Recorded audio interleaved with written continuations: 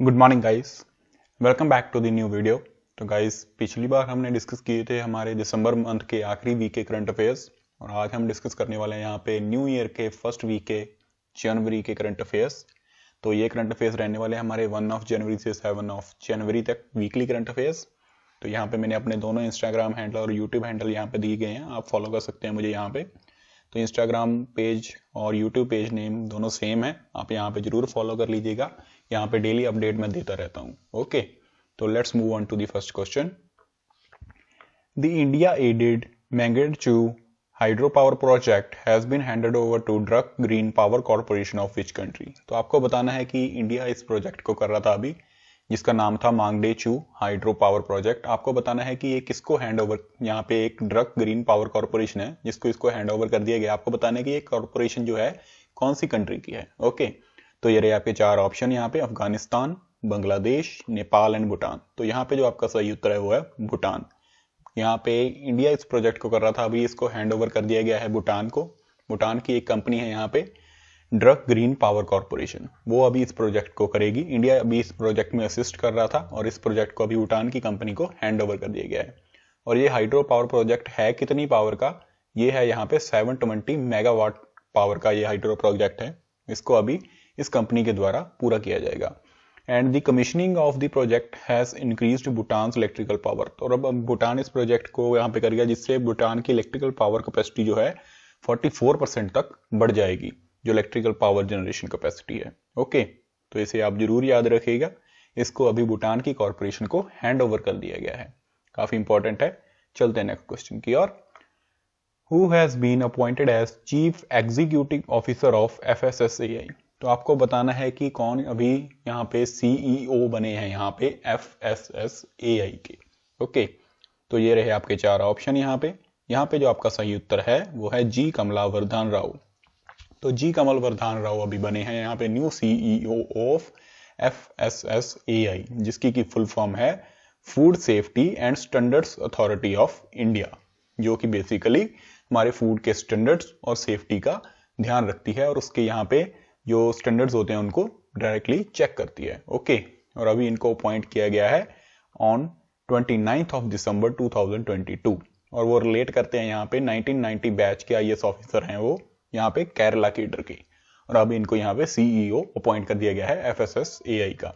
तो अगर हम FSSAI की बात करें यहाँ पे, food safety and standards authority of India की, तो इसकी यहाँ पे स्थापना हुई थी 5 सितंबर 2008 में, और ये यहाँ पे आती है health and family welfare ministry के अंडर आती है ये, और इसके जो हेडक्वार्टर्स हैं वो हैं न्यू दिल्ली में। तो इसे जरूर याद रखिएगा, इंपॉर्टेंट है। चलते हैं नेक्स्ट क्वेश्चन की ओर। Which union minister has recently launched the Stay Safe online campaign to tackle cybercrime? तो आपको बताना है अभी कौन से यूनियन मिनिस्टर जो है उन्होंने यहाँ पे स्टे सेफ ऑनलाइन कैंपेन को लॉन्च किया है to tackle the cyber crime. Okay, तो यहाँ पे ये रहे आपके चार ऑप्शन। यहाँ पे जो आपका सही उत्तर है वो है अश्विनी वैष्णव। अश्विनी वैष्णव जो हैं उन्होंने यहाँ पे अभी इस कैंपेन को लॉन्च किया है to tackle the cyber crime. तो ये यहाँ पे हमारे इलेक्ट्रॉनिक्स एंड इंफॉर्मेशन टेक्नोलॉजी के मिनिस्टर हैं अश्विनी वैष्णव, जिन्होंने यहाँ पे इसको अभी लॉन्च किया। ओके, उन्होंने यहाँ पे दो पोर्टल्स लॉन्च किए हैं basically, one is stay safe online campaign and the another is G20 digital innovation alliance at Delhi. यहाँ पे दिल्ली पे इन्होंने यहाँ पे दिल्ली में 28 दिसंबर को इन दोनों पोर्टल्स को लॉन्च किया। और बेसिकली इनका यहाँ पे मोटो जो रहने वाला है वो रहने वाला है साइबर क्राइम को टैकल करने के लिए। ओके, तो अगर हम बात करें यहाँ पे स्टे सेफ ऑनलाइन कैंपेन की, it aims to raise awareness among citizens to stay safe in the online world. तो आप जानते हैं कि आजकल ऑनलाइन वर्ल्ड में बहुत ज़्यादा यहाँ पे जो है बेसिकली क्राइम होने लगा है। डिफरेंट प्लेटफॉर्म को यूज़ करके जो हमारे हैकर्स होते हैं और भी कई लोग होते हैं, वो हमारा बेसिकली पैसा भी चुरा लेते हैं। बहुत सारी चीज़ें होती हैं जो साइबर क्राइम के अंडर आती हैं। तो बेसिकली उन सबको हैंडल करने के लिए इन्होंने ये कैंपेन लॉन्च किया है। और दूसरा हम जो बात कर रहे हैं G20 डिजिटल इनोवेशन अलायंस की, it aims to identify and enable adoption of innovative and impactful digital technologies developed by startups। तो बेसिकली इसमें क्या होगा, G20 डिजिटल इनोवेशन अलायंस है, इसमें जो बेसिकली जो हमारे स्टार्टअप्स होते हैं उसमें कई बार क्या होता है, बहुत ही अच्छी डिजिटल इंपैक्टफुल टेक्नोलॉजीज होती हैं जो कि हमारे आगे जाके हमारे देश के बहुत ज्यादा काम आ सकती हैं। तो बेसिकली उनको यहाँ पे आइडेंटिफाई करना, और अगर वो इतनी बहुत ज्यादा अच्छी टेक्नोलॉजी है तो उसको अडॉप्शन में लाना, आगे हम इसका कैसे अच्छे से यूज कर सकते हैं। तो इस अलायंस का ये मोटिव रहने वाला है। ओके, तो इसे आप जरूर याद रखिएगा। और इस कैंपेन को लॉन्च किया है स्टे सेफ ऑनलाइन को जी अश्विनी वैष्णव जी ने, जो कि हैं हमारे इलेक्ट्रॉनिक्स एंड इंफॉर्मेशन टेक्नोलॉजी के मिनिस्टर। ओके, तो इसे याद रखिएगा, इंपॉर्टेंट है। चलते हैं नेक्स्ट क्वेश्चन की ओर। From which aircraft did the Indian air force successfully test fire the 400 kilometre range BrahMos missile. तो आपको बताना है कि अभी यहाँ पे हमारी इंडियन एयरफोर्स उन्होंने सक्सेसफुली लॉन्च की है यहाँ पे 400 किलोमीटर रेंज की ब्रह्मोस मिसाइल। तो आपको बताना है कि वो कौन से एयरक्राफ्ट से लॉन्च की गई। ओके, तो ये रहे आपके 4 ऑप्शन। यहाँ पे जो आपका सही उत्तर है वो है सुखोई। सुखोई एयरक्राफ्ट था जिसके द्वारा यहाँ पे परीक्षण किया गया ब्रह्मोस मिसाइल का, जिसकी अभी रेंज हो गई है 400 किलोमीटर तक। ओके, तो गाइज यहाँ पे बात हो रही है इंडियन एयरफोर्स की। तो इंडियन एयरफोर्स को आपको बात जानते हैं कि हम यहाँ पे इंडियन एयरफोर्स डे कब मनाते हैं। उसको हम मनाते हैं 8 अक्टूबर को। ओके, तो इसे मैं आपको पहले भी कई बार बता चुका हूं, इसे याद रखिएगा। और यहाँ पे जो भी ब्रह्मोस मिसाइल लॉन्च की गई यहाँ पे Su-30 MKI फाइटर जेट के द्वारा इसका यहाँ पे परीक्षण किया गया इन दी बे ऑफ बंगाल। और ये टेस्ट यहाँ पे किया गया ऑन 29 दिसंबर को। तो इसे याद रखिएगा, इंपॉर्टेंट है। ओके, तो अभी हम बात कर रहे हैं ब्रह्मोस मिसाइल की। तो इसको यहाँ पे डेवलप किया गया था ब्रह्मोस एयर स्पेस लिमिटेड के द्वारा, और ये यहाँ पे ज्वाइंट वेंचर था DRDO का, और यहाँ पे रशिया की एक कंपनी है नुपोम, उनका यहाँ पे दोनों का ये ज्वाइंट वेंचर था जिसके द्वारा ये मिसाइल यहाँ पे तैयार की गई। और यहाँ पे आप फोटो भी देख सकते हैं उस मिसाइल की। और अभी यहाँ पे इसकी रेंज जो हो गई है वो बढ़ाकर कर दी गई है 400 किलोमीटर तक। ओके, तो इसे याद रखिएगा, काफी इंपॉर्टेंट है। चलते हैं नेक्स्ट क्वेश्चन की ओर। Which institute has been named as the G20 science working groups secretariat. तो आपको बताना है कौन से इंस्टीट्यूट को अभी G20 साइंस वर्किंग ग्रुप का सेक्रेटेरिएट घोषित किया गया है। तो ये रहे आपके 4 ऑप्शन। यहाँ पे जो आपका सही उत्तर है वो है इंडियन इंस्टीट्यूट ऑफ साइंस। तो इंडियन इंस्टीट्यूट ऑफ साइंस को यहाँ पे G20 साइंस ग्रुप के सेक्रेटेरिएट के रूप में नियुक्त किया गया है। ओके, और ये यहाँ पे बेसिकली जो साइंस के उसमें जो भी हमारे रिसर्च होती है उसके अंडर ये काम करेंगे। और यहाँ पे बेसिकली इसका थीम क्या रहा है, जो S2023 है, इसका थीम रहा है disruptive science for innovative and sustainable development. तो इसे याद रखिएगा, किसको यहाँ पे G20 के साइंस ग्रुप का वर्किंग ग्रुप का सेक्रेटेरिएट नियुक्त किया गया है, उसको किया गया है इंडियन इंस्टीट्यूट ऑफ साइंस को। तो इसको याद रखिएगा, काफी इंपॉर्टेंट है। चलते हैं नेक्स्ट क्वेश्चन की ओर। Recently N Chandrasekaran has been appointed as the head of the advisory council of which state government. तो आपको बताना है कि N Chandrasekaran जो है, इनको अभी एडवाइजरी ग्रुप जो है उसको हेड करेंगे ये, उनको कौन सी स्टेट की एडवाइजरी ग्रुप को हेड करने वाले हैं, ये आपको बताना है। तो ये रहे आपके 4 ऑप्शन। यहाँ पे जो आपका सही उत्तर है वो है महाराष्ट्र। तो महाराष्ट्र के एडवाइजरी काउंसिल जो है उसको हेड करेंगे अभी ये N Chandrasekaran। उनको अभी इसके लिए अपॉइंट किया गया है। The Maharashtra government has appointed Tata sons chairman. तो अभी ये टाटा सन्स के चेयरमैन भी रह चुके हैं, और अभी यहाँ पे इनको हेड बनाया गया है new economic advisory group of Maharashtra. Okay, तो बेसिकली जो भी यहाँ पे नई योजनाएं बनती हैं यहाँ पे, उसमें सजेशंस होते हैं, उन सजेशन को अच्छे से परखना, और उसमें कौन सी सजेशन स्टेट के लिए बहुत अच्छी रहेगी, ठीक है, उसके बारे में डिस्कस करना और उसको डिसाइड करना, उस यहाँ पे काउंसिल का इनको हेड बना दिया गया है। ओके, तो इसे याद रखिएगा। यहाँ पे बात कर रहे हैं हम महाराष्ट्र की, तो वहां पे चीफ मिनिस्टर जो है वो है एकनाथ शिंदे, ये भी याद रखिएगा। चलते हैं नेक्स्ट क्वेश्चन की ओर। Next question is Daksh J payment fraud reporting module run by which organization. Very important question guys, ये क्वेश्चन पूछ लिया जाता है यहाँ पे। तो एक यहाँ पे दक्ष बेसिकली एक पेमेंट फ्रॉड रिपोर्टिंग मॉड्यूल है, आपको बताना है कि इसको कौन सी ऑर्गेनाइजेशन के द्वारा रन किया जाता है। तो ये रहे आपके 4 ऑप्शन।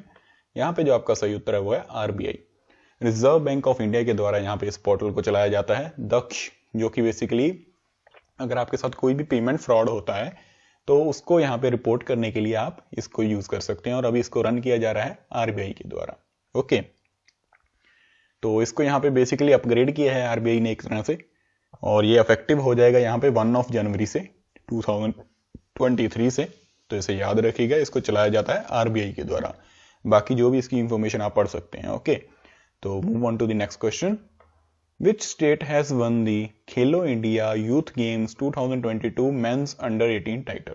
तो आपको बताना है कि अभी खेलो इंडिया यूथ गेम्स 2022 हुए थे, मेंस अंडर 18 टाइटल यहाँ पे किसने, कौन सी स्टेट ने जीता है। ओके, तो ये रहे आपके 4 ऑप्शन। यहाँ पे जो आपका सही उत्तर है वो है मध्य प्रदेश। मध्य प्रदेश ने यहाँ पे इस टाइटल को जीत लिया है। तो इन हॉकी अगर हम बात करें, मध्य प्रदेश ने यहाँ पे डिफीट किया उड़ीसा को बाय 6-5 एंड वो यहाँ पे बेसिकली क्वालिफाई भी कर गए हैं under 18 qualifiers title in Bhubaneswar. तो उन्होंने यहाँ पे बेसिकली जो खेलो इंडिया यूथ गेम्स 2022 का जो टाइटल था उसको उड़ीसा को हरा के इस टाइटल को जीत लिया है। इसको आप जरूर याद रखिएगा, काफी इंपॉर्टेंट है।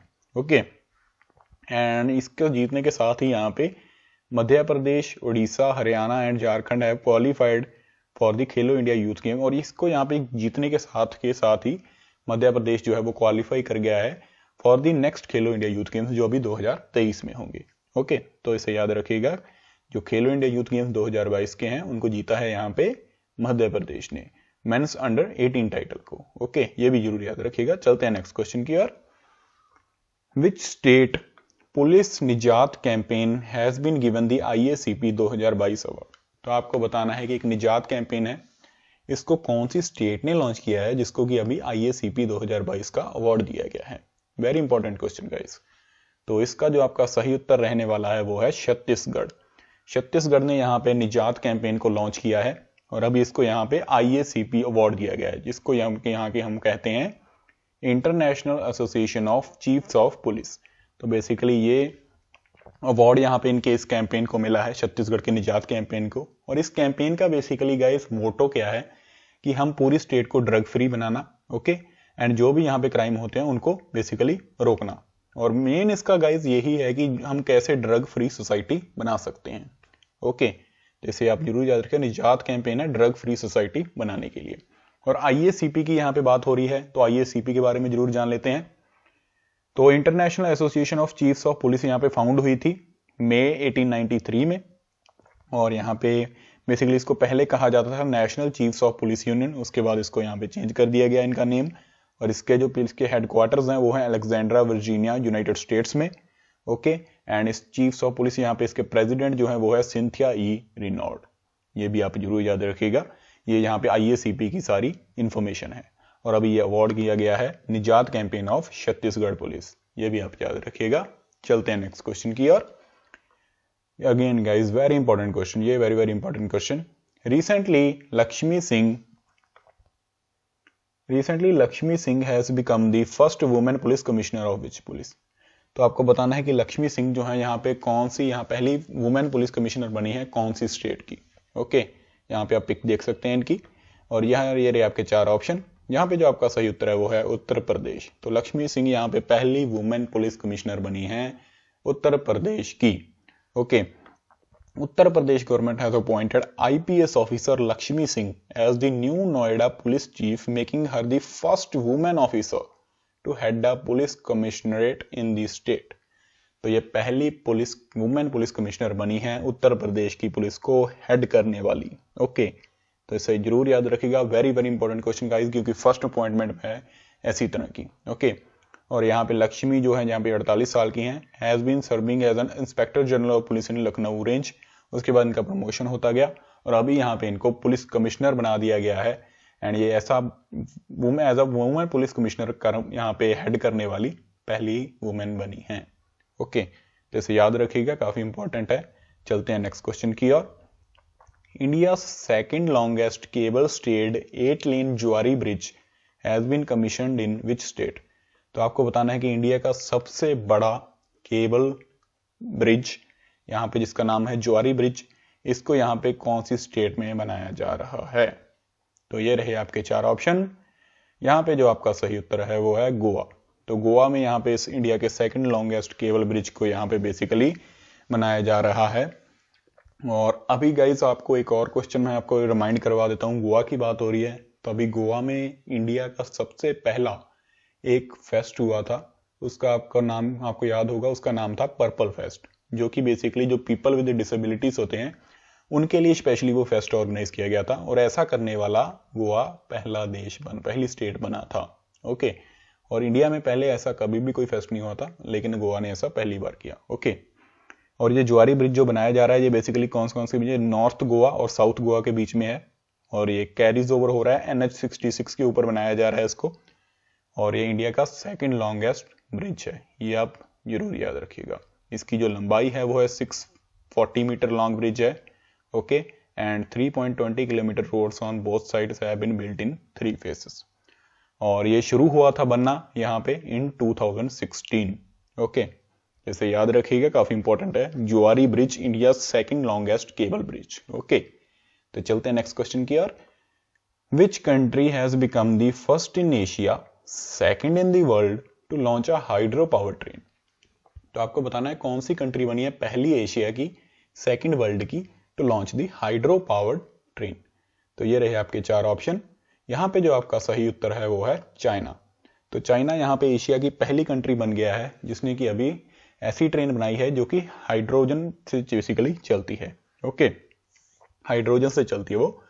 एंड आप यह भी जानना चाहेंगे देन फर्स्ट कंट्री कौन सी थी जिसने यहाँ पे पहली हाइड्रोजन ट्रेन बनाई, तो उसका नाम है जर्मनी। जर्मनी यहाँ पे पहली हाइड्रोजन ट्रेन बना चुका है और अभी चाइना ने दूसरी बनाई है। और इंडिया हमारा जो है वो बेसिकली दिसंबर 2023 तक अपनी पहली ऐसी ट्रेन बना लेगा जो हाइड्रोजन से चलेगी, ये यहाँ पे अभी इंडिया का कहना है, ओके। तो India will get it's first ever indigenous hydrogen trains by December 2023, ये हमारा कहना था रेलवे मिनिस्टर अश्विनी वैष्णव जी का, ओके। तो उसे याद रखिएगा, पहले जर्मनी ने बनाई थी, दूसरी चाइना ने बनाई है, और इंडिया यहाँ पे दिसंबर 2023 तक बना देगा, ओके। एंड यहाँ पे जर्मनी ने जब इस ट्रेन को बनाया तो उसने यहाँ पे अपनी 15 डीजल ट्रेन को रिप्लेस कर दिया, और ये गाइस काफी अच्छी भी है क्योंकि इससे पोल्यूशन बहुत ज्यादा कम होगा। हमारे जो CO2 एमिशंस होते हैं उसको हम बहुत ज्यादा कम कर पाएंगे। आपको पता है कि इंडिया का कार्बन न्यूट्रल बनने का जो टारगेट है वो 2070 तक है, तो हमको उसको अचीव करने के लिए ये सारे काम करने ही पड़ेंगे, ओके। तो इसे याद रखिएगा। चलते हैं नेक्स्ट क्वेश्चन की ओर। Which country has recently become the 20th country to join the eurozone. तो आपको बताना है कौन सी कंट्री अभी 20वें नंबर की कंपनी बनी है तो ज्वाइन दी एरोजोन। तो ये रहे आपके 4 ऑप्शन। यहाँ पे जो आपका सही उत्तर है वो है क्रोएशिया। तो क्रोएशिया यहाँ पे 20वीं कंट्री बना है to join the European Union. Okay, European Union member states using the single European currency T20. तो बेसिकली यूरोपियन यूनियन को तो इसने काफी टाइम पहले ज्वाइन कर लिया था, तो अभी यहाँ पे जो यूरो करेंसी होती है उसको अपनाने वाला क्रोएशिया 20वां देश बन गया है कि बेसिकली वो अपना सारा व्यापार यूरो में करेगा अभी, ओके। तो इसे आप याद रखिएगा, काफी इंपॉर्टेंट है। चलते हैं नेक्स्ट क्वेश्चन की ओर। Which security force organized Jashn e Chillai Kalan function with students in Srinagar. तो आपको बताना है कौन सी सिक्योरिटी फोर्स ने यहाँ पे जो एक फंक्शन होता है जशन ए चिल्लाई, इसको यहाँ पे स्टूडेंट्स के साथ सेलिब्रेट किया है इन दी श्रीनगर। तो ये रहे आपके 4 ऑप्शन। यहाँ पे जो आपका सही उत्तर है वो है CRPF। तो CRPF ने अभी यहाँ पे इस फंक्शन को स्टूडेंट्स के साथ मनाया, ओके। और बेसिकली इसमें होता क्या है, सेंट्रल रिजर्व पुलिस फोर्स जो है हमारी, बेसिकली इसकी फुल फॉर्म है, और इसको यहाँ पे इन्होंने मनाया on the 26 of December 2022, okay. तो इसमें होता क्या है जश्न ए चिल्लाई, बेसिकली गाइस ये एक पीरियड होता है 40 डेज का अराउंड। इसके बारे में हम पहले भी बात कर चुके हैं कि मैंने आपको इससे पहले पिछली वीडियो में बताया था कि एक चिल्लाई होता है, एक यहाँ पे बेसिकली एक पीरियड होता है जहाँ पे बहुत ज्यादा ठंड पड़ती है यहाँ पे जम्मू कश्मीर में, और यहाँ पे उसको ये लोग सेलिब्रेट करते हैं एक फंक्शन की तरह। और अभी CRPF ने इस फंक्शन को स्टूडेंट्स के साथ सेलिब्रेट किया, ओके। तो इसे याद रखिएगा, इंपॉर्टेंट है। तो चलते हैं नेक्स्ट क्वेश्चन की ओर guys. World Braille day is celebrate on which date. तो आपको बताना है कि वर्ल्ड ब्रेली डे हम कौन सी तारीख को मनाते हैं। तो ये रहे आपके 4 ऑप्शन। यहाँ पे जो आपका सही उत्तर है वो है 4 जनवरी। 4 जनवरी को हम मनाते हैं वर्ल्ड ब्रेली डे, और ये मनाया जाता है basically on the birthday of Louis Braille. तो इसमें क्या होता है गाइस, इन्होंने यहाँ पे एक ऐसी लैंग्वेज बनाई थी जिससे कि जो हमारे पर्सन होते हैं जो देख नहीं सकते वो अच्छे से पढ़ पाएंगे, ओके। यहाँ पे आप देख सकते हैं कि डॉट्स लगाए जाते हैं पेजेस के ऊपर, जिसके साथ उनको पढ़ने में आसानी होती है। और इसको इस लैंग्वेज को यहाँ पे बनाया था लुइस ब्रेली ने, और उनके बर्थडे के और दिन ही हम इस वर्ल्ड ब्रेली डे को मनाते हैं, ओके। एंड इसको हमने बनाना शुरू किया था 2019 में, ओके। और अभी इसका यहाँ पे 4th संस्करण था। तो इसे आप याद रखिएगा। चलते हैं नेक्स्ट क्वेश्चन की ओर। In which country the British India army memorial will be built in the city of Glasgow. तो आपको बताना है कौन सी कंट्री के ग्लासगो सिटी में ब्रिटिश इंडिया आर्मी मेमोरियल बनाया जाएगा। तो ये रहे आपके 4 ऑप्शन। यहाँ पे जो आपका सही उत्तर है वो है स्कॉटलैंड। तो स्कॉटलैंड में बनाया जाएगा ब्रिटिश इंडिया आर्मी का मेमोरियल, और ये होगा बेसिकली जो भी हमारे इंडिया के फौजी थे, मुसलमान, सिख्स, जितनी भी साउथ एशियन कम्युनिटी थी, जिन्होंने यहाँ पे basically in the world war second अपना योगदान दिया यहाँ पे, उनका यहाँ पे मेमोरियल बनाया जाएगा इन दी ग्लासगो सिटी ऑफ स्कॉटलैंड में। ओके, और यहाँ पे हमारी बात हो रही है स्कॉटलैंड की। तो स्कॉटलैंड की कैपिटल है एडिनबर्ग, और उसकी जो करेंसी है वो है GBP पाउंड, और उनके जो प्राइम मिनिस्टर हैं वो है निकोला स्टर्जियन। ओके, तो इसे याद रखिएगा, काफी इंपॉर्टेंट है गाइस। चलते हैं नेक्स्ट क्वेश्चन की ओर। Which state has recently become the first state to have a separate registration for vintage vehicles. तो आपको बताना है कौन सी यहाँ पे स्टेट पहली स्टेट बनी है जो कि सेपरेट रजिस्ट्रेशन प्रोवाइड करवाएगी for the vintage for the vintage vehicles. Okay, तो यहाँ पे जो आपका सही उत्तर है वो है उड़ीसा। उड़ीसा ऐसा करने वाला पहला स्टेट बना है जो कि सेपरेट रजिस्ट्रेशन प्रोवाइड करवाएगा for the vintage vehicles. Vintage vehicles like जो हमारी गवर्नमेंट गाड़ीज होती थी, आप यहाँ पे फोटो भी देख सकते हैं, इसको विंटेज व्हीकल कहा जाता है, और इसकी अभी सेपरेट रजिस्ट्रेशन होगी उड़ीसा में। ओके, और ये पता कैसे चलेगा कि ये वाली गाड़ी विंटेज है? जो भी गाड़ी 50 साल से पुरानी हो जाएगी उसको विंटेज व्हीकल्स की लिस्ट में लिया जाएगा। ओके, तो इसे आप याद रखिए। उनको यहाँ पे बेसिकली अलग से नंबर भी इशू किए जाएंगे, जो भी व्हीकल्स होंगे उनके लिए अलग से सीरीज चलेगी एक। ओके, उनकी यहाँ पे रजिस्ट्रेशन सीरीज होगी VA। ओके, इसे आप याद रखिएगा, जो उड़ीसा ऐसा करने वाला पहली स्टेट बन गया है। तो चलते हैं नेक्स्ट क्वेश्चन की ओर। Recently the election commission has appointed Maithili Thakur as the state icon of which state. तो आपको बताना है कि इलेक्शन कमीशन ने अभी मैथिली ठाकुर, जो कि एक फोक सिंगर हैं, उनको यहाँ पे एज अ स्टेट आइकन नियुक्त किया है। कौन सी स्टेट का? तो ये रहे आपके 4 ऑप्शन। यहाँ पे जो आपका सही उत्तर है वो है बिहार। तो मैथिली ठाकुर को as a state icon appoint किया है यहाँ पे इलेक्शन कमीशन ने बिहार में, और ये बेसिकली किया गया है to generate the awareness about the importance of participating in the electoral process, कि बहुत ज्यादा से ज्यादा लोग यहाँ पे बेसिकली वोट करें, इसलिए उनको यहाँ पे मैथिली ठाकुर जी को as a state icon appoint किया गया है। बिकॉज जितनी ज्यादा अवेयरनेस होगी उतनी ज्यादा लोग यहाँ पे वोट्स डालने जाएंगे, और जितना ज्यादा मतदान होगा उतना ही हमें एक अच्छा लीडर मिलेगा। ओके, और ठाकुर के हम बेसिकली मैथिली ठाकुर की बात करें, इंडियन क्लासिकल फोक म्यूजिक की यहाँ पे बेसिकली सिंगर हैं, और उनको सिलेक्ट किया गया था उस्ताद बिस्मिल्लाह खान युवा पुरस्कार के लिए इन 2021। ओके, बात बिहार की हो रही है, तो बिहार के यहाँ पे गवर्नर है फागू चौहान, चीफ मिनिस्टर है नीतीश कुमार, और बिहार की जो कैपिटल है वो है पटना। तो guys that's all for today. आज के लिए हमारे यही क्वेश्चन थे जो ज़्यादा इंपॉर्टेंट थे यहाँ पे, basically on the first week of January. और अगर आपको वीडियो अच्छा लगता है तो गाइस वीडियो को लाइक शेयर जरूर कर दीजिएगा, क्योंकि हमें ये बहुत सारी मोटिवेशन देता है आपके लिए और वीडियो बनाने के लिए। एक बार फिर से आप हमारे जो इंस्टाग्राम हैंडल है और यूट्यूब हैंडल है उसको चेक कर सकते हैं। यहाँ पे इंस्टाग्राम हैंडल पे मैं डेली करंट अफेयर्स डालता रहता हूँ, अपडेट देता हूँ, और यूट्यूब पे भी हमारे अभी काफ़ी वीडियोस हिंदी सीरीज हैं वो आने वाले हैं काफ़ी इंपॉर्टेंट टॉपिक्स पे। तो stay tuned guys, thank you.